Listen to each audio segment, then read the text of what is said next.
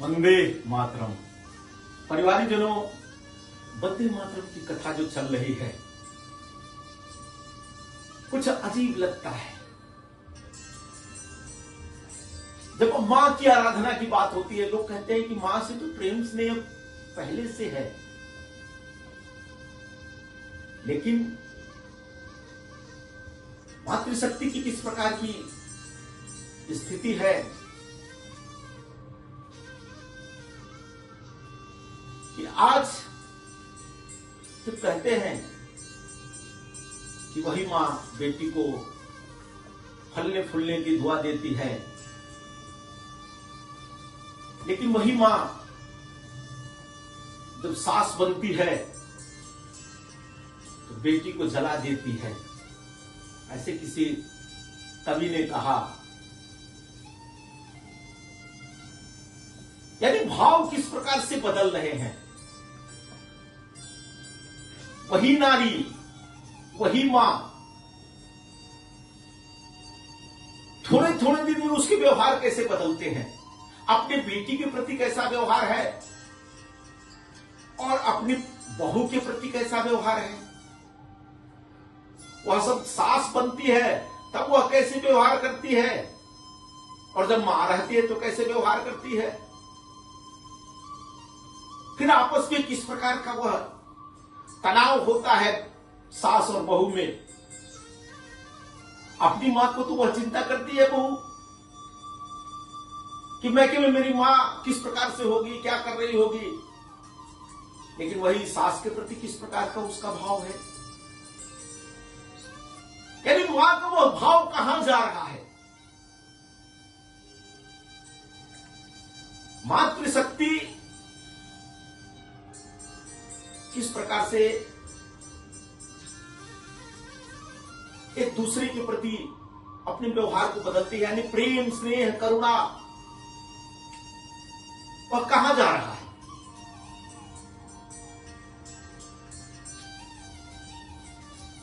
कहते हैं कि लोकोक्तियां ऐसे चलती है कि भाव नारी नारी के रूपा, लेकिन भारतीय संस्कृति में इस प्रकार की बातें नहीं चलती। भारतीय संस्कृति कहती है कि हमारा जो वह रक्त का संबंध है, हमारा जो वो भूमि से संबंध है, हमारा जो डीएनए से संबंध है, वह संबंध सब संबंधों से ऊपर है।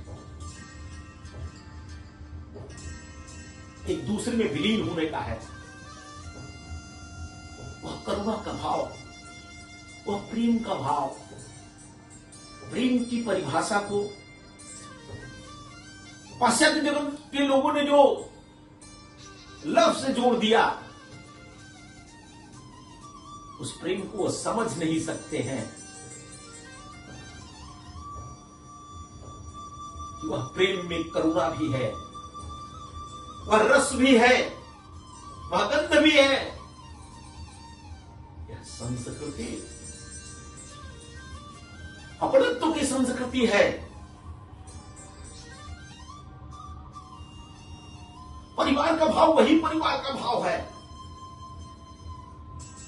जहां अगर वह करुणा ना आवे, वह प्रेम ना आवे। यहां तो टेलीपैथी की बात होती है। अगर किसी को आपने दिन से यहां याद किया, उसके सुमंगल की कल्पना किया, तो वहां भी उसका मन बेचैन हो जाता है। वहां भी वह वही बात सोचता है जो यहां वाला व्यक्ति सोचता है। यानी हमारे यहां तो जप की परंपरा है। अगर हम उसको निरंतर जप रहे हैं, मन में स्मरण कर रहे हैं, तो उसको निश्चित रूप से मिलना है।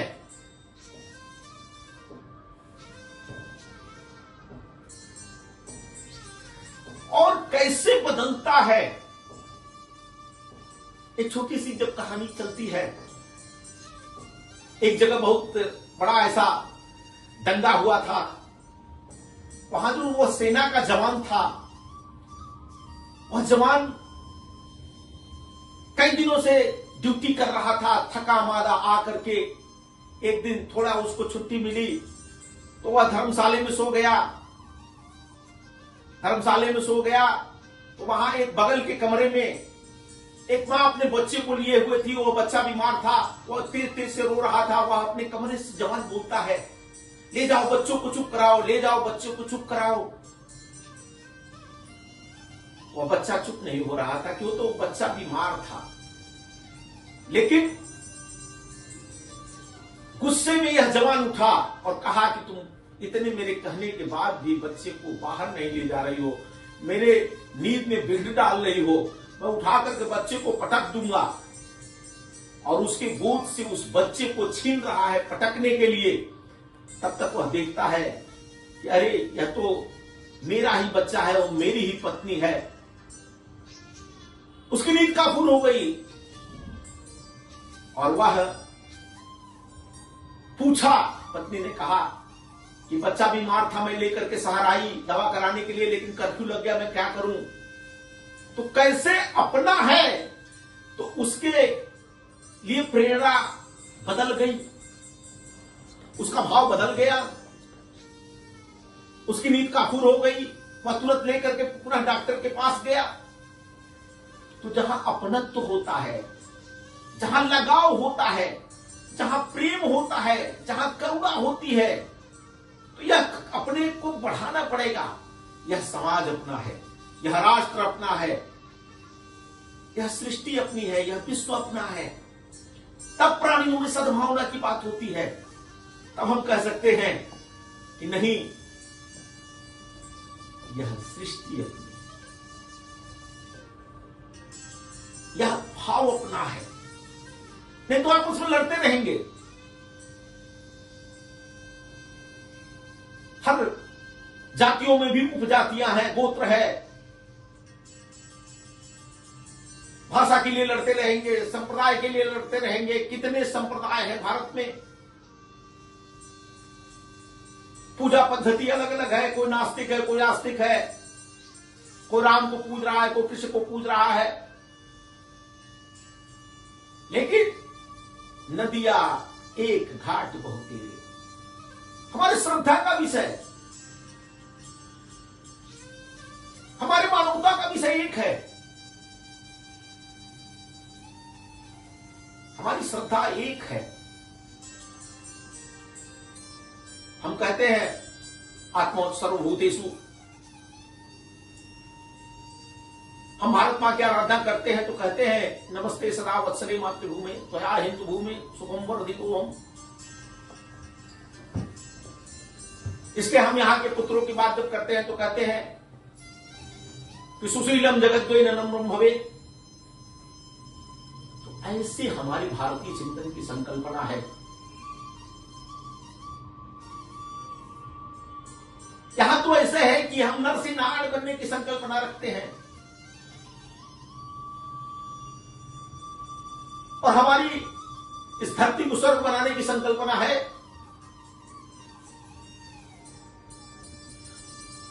तो नारायण बनना यानी सबके अंदर उसी भाव को जागृत करना, उसी भाव से देखना, सब पर प्रेम। क्योंकि यहां क्षितिजल पावक गगन समीरा, कोई किसी व्यक्ति के साथ भेदभाव नहीं करता है, सबके मंगल की कल्पना करता है। सर्वे भवन्तु सुखिनः सर्वे सन्तु निरामया सर्वे भद्राणि पश्यन्तु मा कश्चित् भाग भवेत् की बात होती है। क्या भारतीय चिंतन है। वसुधैव कुटुम्बकम की बात होती है, विश्व के कल्याण की बात होती है। लेकिन आज दुनिया के देश कैसे आपस में लड़ रहे हैं, जातियां कैसे आपस में लड़ रही हैं, इस सृष्टि को समाप्त करने की कोई धमकी देता है। तो यह कैसे भाव आए, इस भाव को पढ़ा लिखा वर्ग ही चुनौतियां दे रहा है। कहीं ट्रंप कह सकते हैं, कहीं ईरान, इराक, यूक्रेन, रूस, अमेरिका सब आपस में लड़ रहे हैं। किस बौद्धिकता की आप बात कर रहे हो, किस पढ़ाई लिखाई की बात कर रहे हो, किस समाज की बात कर रहे हो। नहीं रहेगी, यहां का मनुष्य ही नहीं रहेगा। यह सब प्रश्न कभी अर्जुन के भी मन में आया था। भगवान कृष्ण ने गीता के उपदेश में यह सब बातें बताई। यह है जो अनाचारी है, जो दुराचारी है, जो दूसरे को कष्ट देता है, उसका विनाश करना पड़ेगा। एक हाथ में शस्त्र तो एक हाथ में शास्त्र होना होगा।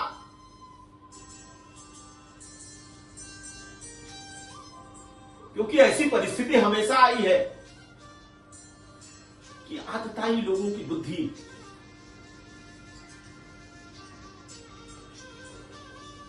भ्रष्ट हुई है।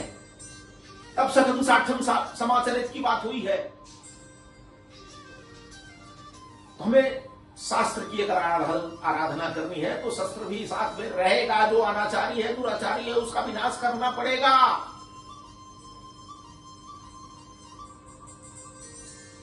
तब हम सुशीलम जगद्वेन नम्रम भवेत की बात कर सकते हैं।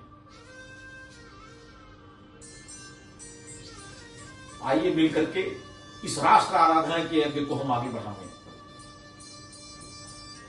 वंदे मातरम।